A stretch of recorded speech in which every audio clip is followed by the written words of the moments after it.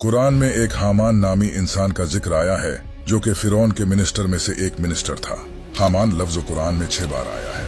कुरान कहता है कि फिरौन ने हामान को एक टावर बिल्ड करने का हुक्म दिया था। इसी हामान नामी इंसान का जिक्र बाइबल में भी है, लेकिन बाइबल में बताया गया है कि हामान फिरौन के अंडर नहीं बल्कि एक बादशाह के अंडर काम करता था, जो कि फिरौन से 1000 साल बाद बेबीलोनियन में रहता था, न कि इजिप्ट में। कैथोलिक स्कॉलर्स ने नबी अलैहिस्सलाम पर इल्जाम लगाया है कि ये सब कुछ नबी अलैहिस्सलाम ने इनकी किताबों से कॉपी किया है, लेकिन आखिर वो गलत निकले।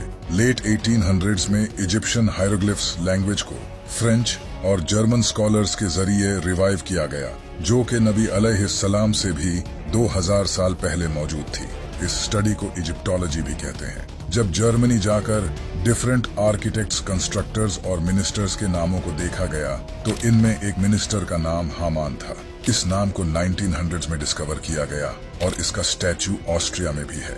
यहाँ लिखा गया था कि हामान फिरौन के अंडर काम करता था और वो कंस्ट्रक्शन डिपार्टमेंट का इंचार्ज था, एग्जैक्टली जैसा कि कुरान ने फरमाया था।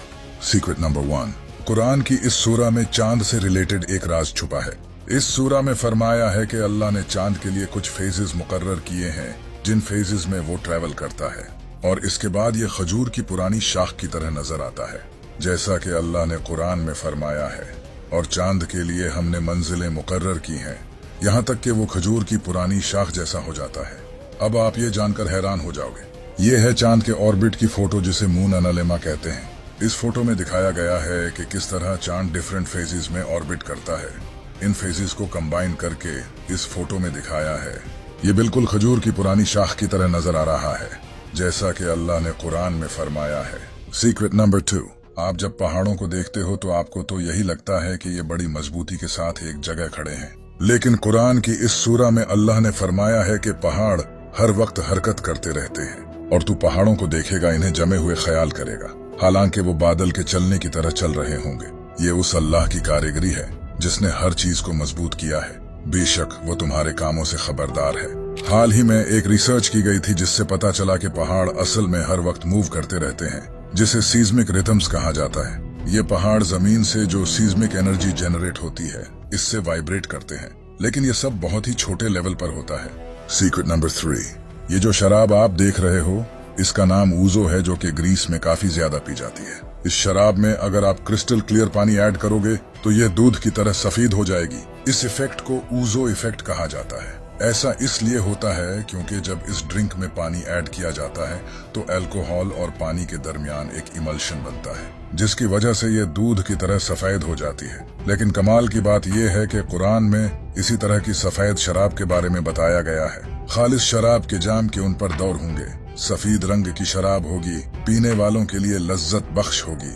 सीक्रेट नंबर 4, कुरान की इस सूरा में बताया गया है कि चूंटियां आपस में बातें करती हैं, यहाँ तक कि जब वो चूंटियों की वादी पर आए तो एक चूंटी ने कहा, ऐ चूंटियों, अपने घरों में दाखिल हो जाओ, कहीं सुलेमान और उनके लश्कर बेखबरी में तुम्हें कुचल न डाले। इस आयत में बताया गया है कि जब हजरत सुलेमान अलैहिस्सलाम इन चूंटियों के पास से गुजरे तो वो चूंटियां आपस में बातें करने लगी। इसी वजह से इस आयत का काफी लोग मजाक उड़ाते हैं कि आखिर चूंटियां आपस में कैसे बात कर सकती हैं। लेकिन साइंस ने फाइनली डिस्कवर कर लिया है कि चूंटियां एक दूसरे के साथ न सिर्फ बातें करती हैं, बल्कि वो इंसानों की तरह दूसरी चूंटियों को दफन भी करती हैं, और इनमें भी सुपरवाइजर, मैनेजर और वर्कर्स की तरह पोस्ट होती हैं। सीक्रेट नंबर 5, कुरान की इस आयत के बारे में बहुत से लोग ये कहते हैं कि कुरान में यहाँ बड़ी गलती की गई है। कुरान की इस सूरा में बताया गया है वो जिसने तुम्हारे लिए जमीन को बिछौना बनाया और तुम्हारे लिए इसमें रास्ते आसान कर दिए। लोग कुरान की इस आयत का गलत मतलब निकाल कर कहते हैं कि कुरान में जमीन को फ्लैट बताया गया है, जबकि इस आयत में कहा गया है कि अल्लाह ने इंसानों के लिए जमीन को कालीन की तरह बिछा दिया है ताकि वो आराम से चल सकें, जो कि हकीकत है। यहाँ जमीन की शक्ल का लफ्ज तो कहीं नहीं आया, न ही ये कहा गया है कि जमीन की शेप फ्लैट है। यहाँ तो इस कॉन्टेक्स्ट में बात की जा रही है कि हमने जमीन को तुम्हारे चलने के लिए कालीन की तरह बिछा दिया है।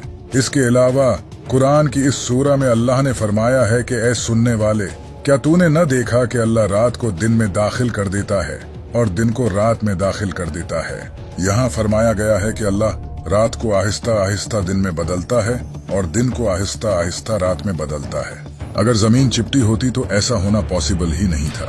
लोग कुरान की इस आयत को कोट करके इसका गलत मतलब निकालते हैं और झूठ बोलते हैं। सीक्रेट नंबर 6, कुरान की इस आयत में बताया गया है कि आज से हजारों साल पहले लोग ठोड़ी के बल सजदा करते थे, जिसके बारे में लोगों का कहना था कि कुरान में यहाँ गलती की गई है।